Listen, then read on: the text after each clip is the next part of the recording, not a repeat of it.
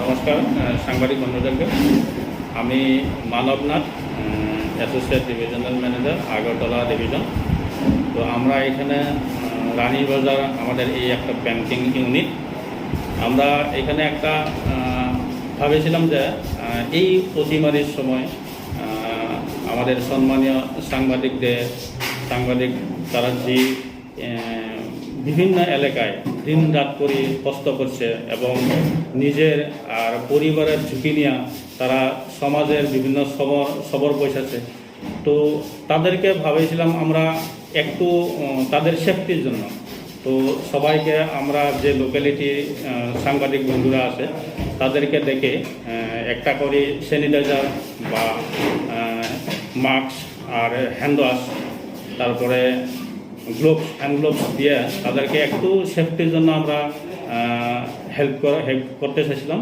তো মেনলি এই উদ্দেশ্যে আমরা আজকে আপনাদেরকে এখানে দেখা হয়েছে আর আপনাদেরকে হ্যান্ড স্যানিটাইজার মাস্ক প্রদান করা হবে আমাদের রানীবাজার ব্যাংকিং ইউনিট ম্যানেজার দিবাকর অধিকারীর হাত দিয়া।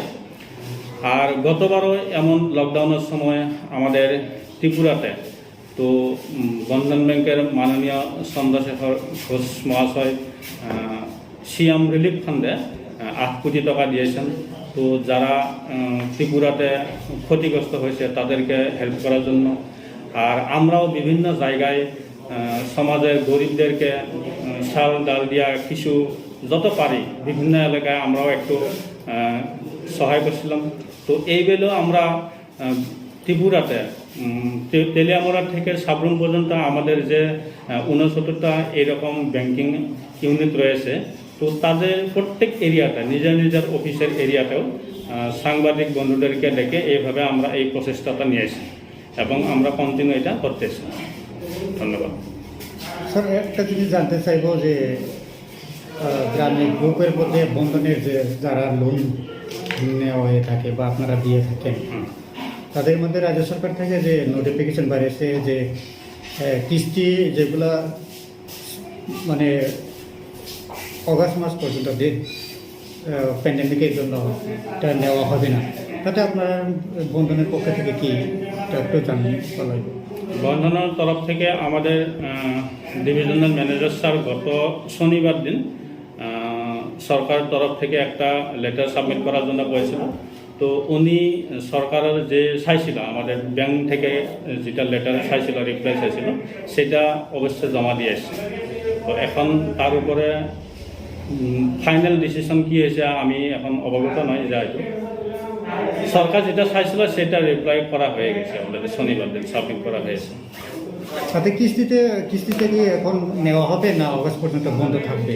না, এখন আমরা তো গ্রুপ আগে যেভাবে গ্রুপ বসেছিল গ্রামে কালেকশনের জন্য, এখন তো টোটালি এটা বন্ধ আছে, কোনো জায়গায় গ্রুপ বসছে না।